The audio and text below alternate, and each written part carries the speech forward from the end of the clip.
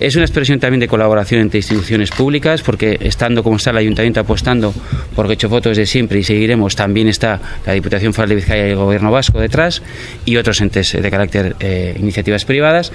pero también es una iniciativa, y hay que subrayarlo, que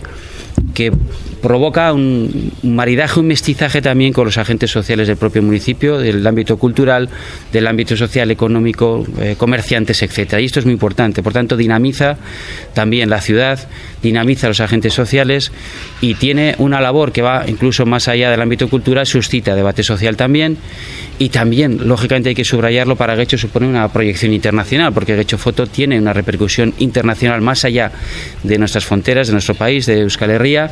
y se proyecta a nivel europeo y a nivel también, yo diría que mundial, y prueba de ello son los impactos mediáticos que suscita Getxofoto. Por tanto, proyectar internacionalmente Getxo en torno a esta iniciativa cultural también para nosotros es importante.